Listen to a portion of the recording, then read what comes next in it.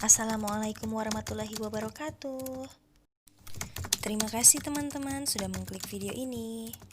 Sebelum lanjut ke videonya, jangan lupa klik tombol subscribe karena subscribe itu gratis. Selamat menonton, semoga videonya bermanfaat.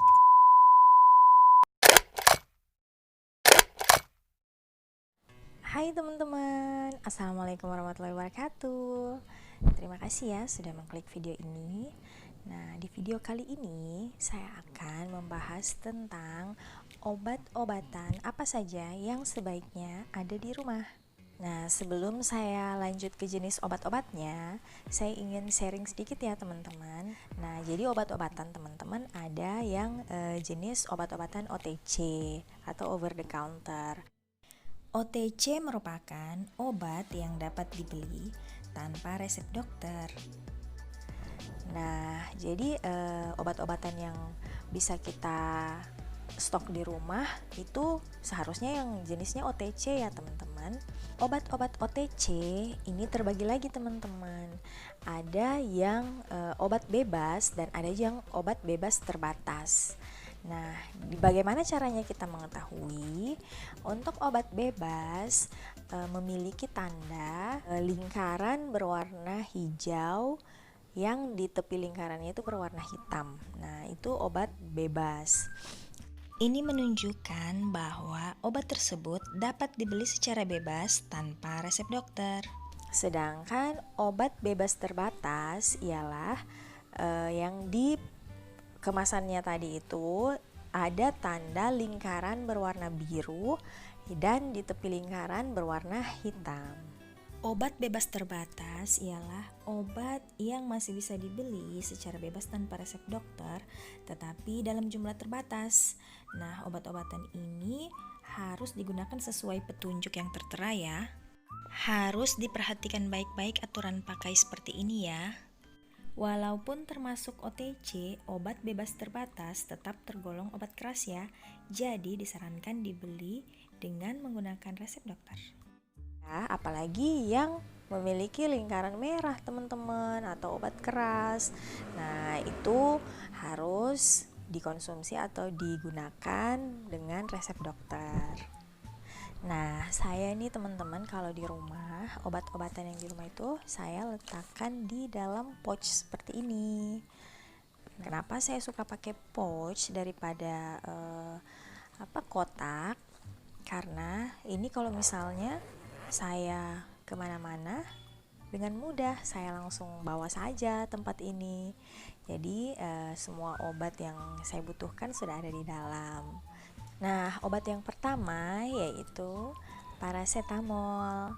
Nah, paracetamol ini kayaknya semuanya sudah familiar ya teman-teman dengan paracetamol karena ini dikenal luas sebagai obat penurun panas atau penurun demam atau di medisnya disebut sebagai antipiretik.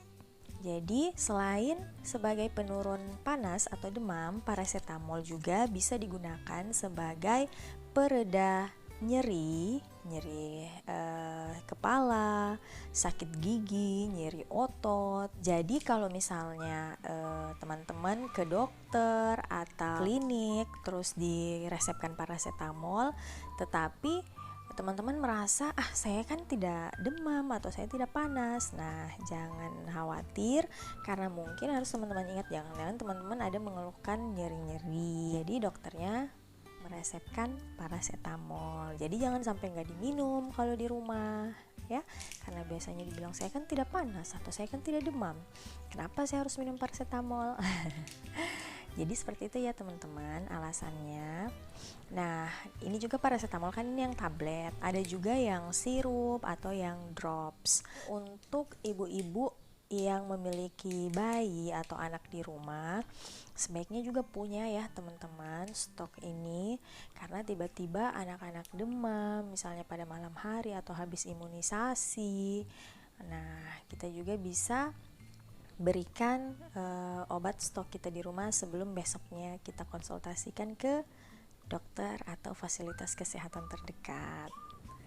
Walaupun paracetamol terkenal aman, tapi penggunaannya tidak boleh berlebihan juga ya teman-teman.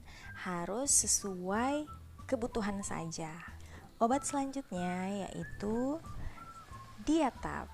Nah, Diatab ini banyak merek lainnya ya teman-teman, seperti Entrostop atau Atapulgit.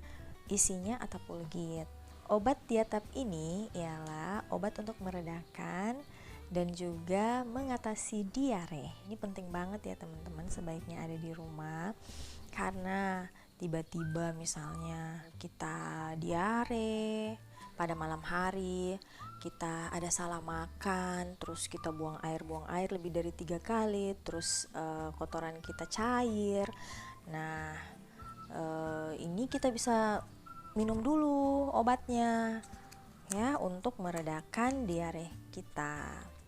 Jadi sangat penting sekali harus ada di rumah. Tetapi ini juga untuk anak-anak kurang dari 12 tahun dan juga lansia lebih dari 60 tahun harus dikonsultasikan dulu dengan dokter. Jadi jangan sembarangan diberikan sama anak-anak dan juga lansia ya. Selanjutnya yaitu minyak kayu putih. Ini mereknya boleh apa saja ya. Nah, ini kebetulan yang di rumah saya sering pakai yang ini. Nah, ini minyak kayu putih juga penting ya teman-teman, sebaiknya ada di rumah karena minyak kayu putih ini juga bermanfaat untuk meredakan perut kembung, kemudian gatal-gatal akibat gigitan serangga, memberikan rasa hangat apabila cuaca dingin. Nah, ini juga sangat bermanfaat yang punya anak-anak ya. Tiba-tiba mual-mual, perut kembung. Nah, bisa dioleskan ini pada daerah yang membutuhkan ya. Selanjutnya yaitu vitamin.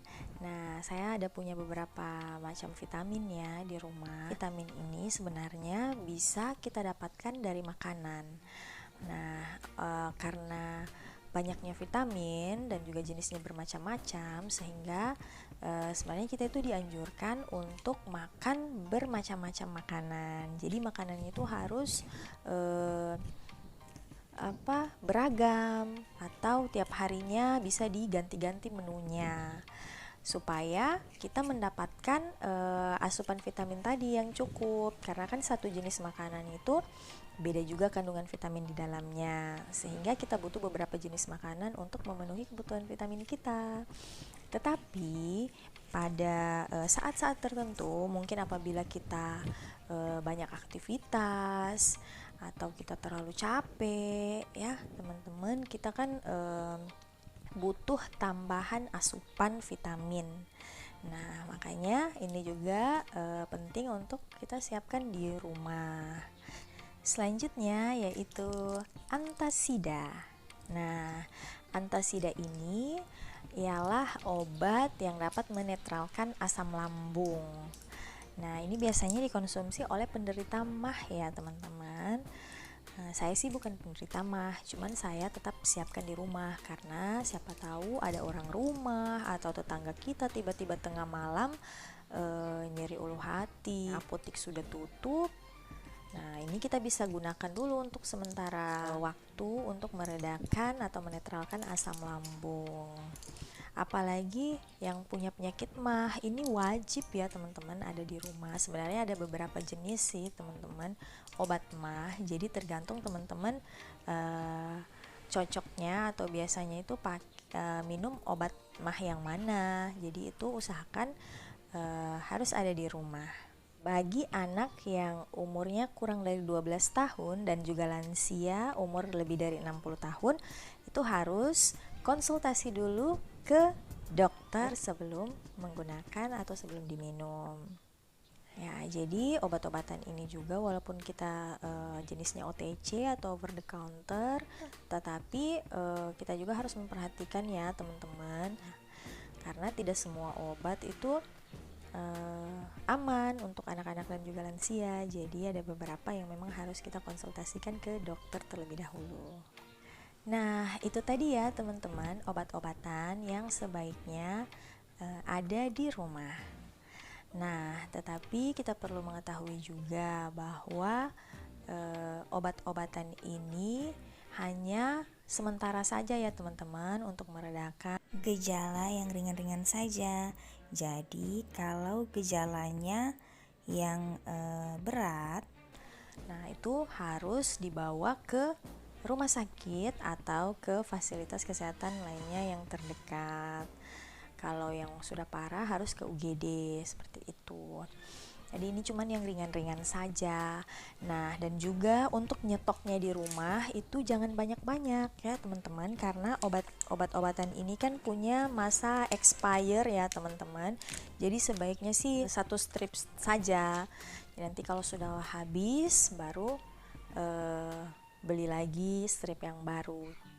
Nah, dan juga untuk supaya kita tetap tahu masa expire-nya ya teman-teman, kalau mau minum obat jangan langsung dipotong semuanya nih, misalnya digunting semua begini, tapi kita robek saja seperti itu, terus kita makan obatnya supaya itu tanda expire-nya ini teman-teman, nah ini tidak hilang. Jadi kita tetap tahu kapan sih obat-obatan ini expire.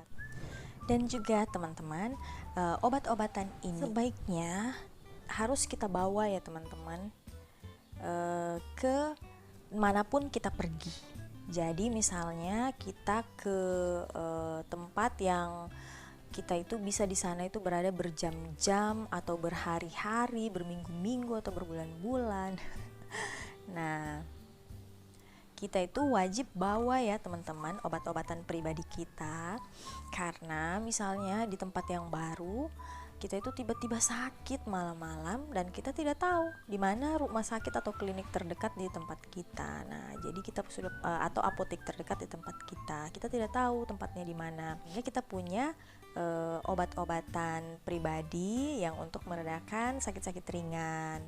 Nah, kalau misalnya tetap 1 hari atau 2 hari kita minum obat sendiri tidak ada perubahan, segera konsultasi ke dokter.